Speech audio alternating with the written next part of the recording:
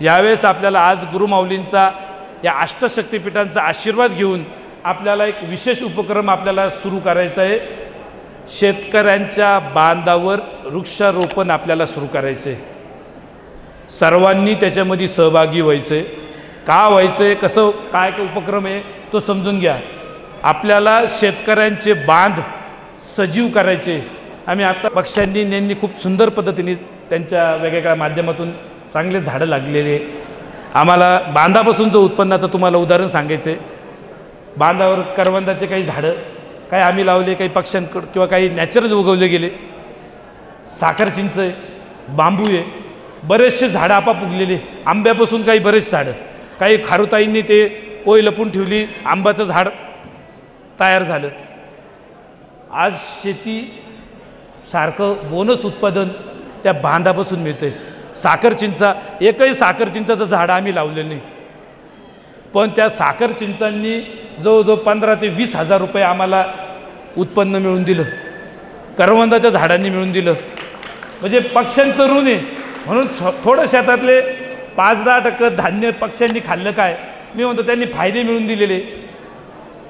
त्याच्यामुळं आपण सगळ्यांनी मिळून मिसळून आपल्याला हे सगळं व्यवस्थित समजून घ्यायचं आहे।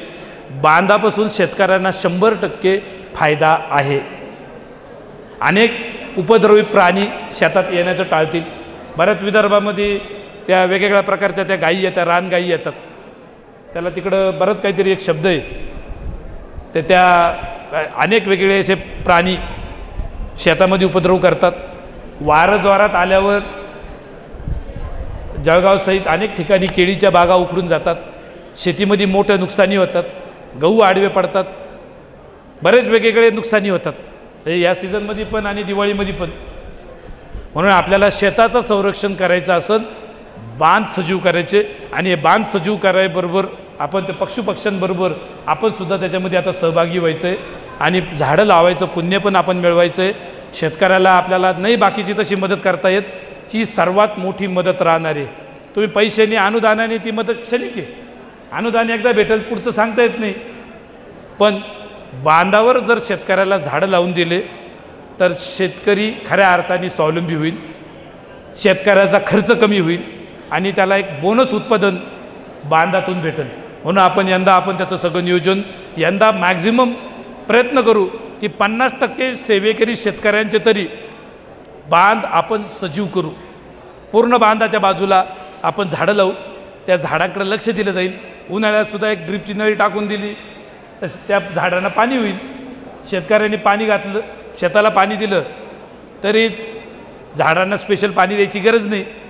म्हणून आपण ह्यावेळेस हा उपक्रम सर्वांच्या आपल्या उपस्थितीत आणि उत्साहाने सर्वांनी आता त्या संदर्भात ह्या महिन्यात तुम्ही हे 2 महिन्यामध्ये आपण प्रयत्न करू।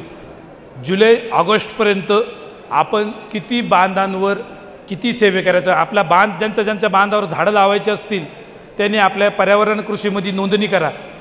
2 फूट जागा जाईल पण फायदे खूप भेटतील, ते तुम्ही स्वतः अनुभवा। लाखो रुपयाची खता औषधाची बचत होईल, कारण जो झाडाचा पाला पडतो ते जमिनीचं सर्वात महत्त्वाचं अन्न आहे। युरिया DAP हे शेतीचं जमिनीचं अन्न नाही, पाला पाचोळ्यातून सर्वात जास्त सेंद्रिय कर्ब वाढतो, शेण गोमूत्रापेक्षा सुद्धा जास्त। शेण गोमूत्रात जीवाणू आहे पण ते जीवाणू अन्न पोहोचवण्याचं काम करतात, पण ते अन्न झाडांच्या पाला पाचोळ्यातून भेटतं।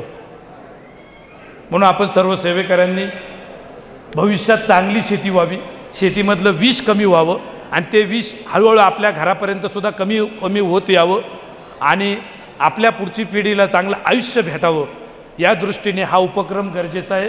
सर्वांना पुनश्च एकदा कळकळीचं सांगणे, नुसतं वरवर नाही, तुम्ही मनापासून ऐका आणि मनापासून करा आणि पुढच्या वेळेस त्याचं ज्यांनी केलं त्यांनी त्याचा संवाद साधा, काय अडचण येतं ते सांगा आणि आपल्याकडं ज्यांना बांधावर झाडं लावायची इच्छा आहे त्यांची एक यादी तयार करा। ज्यांच्या शेतावर झाडं लावून घ्यायची इच्छा आहे त्यांची एक यादी तयार करून त्या प्रत्येक जिल्ह्यात छोट्या मोठ्या गावात आपण हे वृक्षारोपणाचं सगळ्यांनीच सगळ्या 18 विभागातल्या सर्व सेवेकऱ्यांनी याच्यामध्ये सहभाग घ्यायचा आहे की पुढच्या 2 महिन्यात बांधावर वृक्ष रोपण्याचं नियोजन गुरुमाऊलींच्या आशीर्वाद मार्गदर्शनाने आणि आपल्या या पर्यावरण आणि कृषी विभागाच्या त्यांच्या सल्ल्यानुसार आपण बांधावर शेतकऱ्यांचे बांध आपण सजीव करणार आहोत। ते बांध सजीव झाले तर शेतकरी स्वावलंबी होतील, पर्यावरणाचं संतुलन टिकून राहील, जैवविविधता टिकून राहील, शेतकऱ्याचा बराचसा शेतीवरचा खर्च कमी होईल आणि शेतकऱ्याला एक बोनस उत्पादन बांधापासून कसं मिळणार याच्यासाठी आपण सर्व सेवेकरी यावेळेस आपण बांधावर मोठ्या प्रमाणावर सर्व विभाग 18 विभाग जुने नवे सर्व सेवेकरी, शहरी भागातले सेवेकरी, सर्वजण सर्व वयोगटातले सर्व सेवेकरी आपण बांधावर वृक्षारोपणाचं नियोजन आपण सर्वजण करणार आहोत।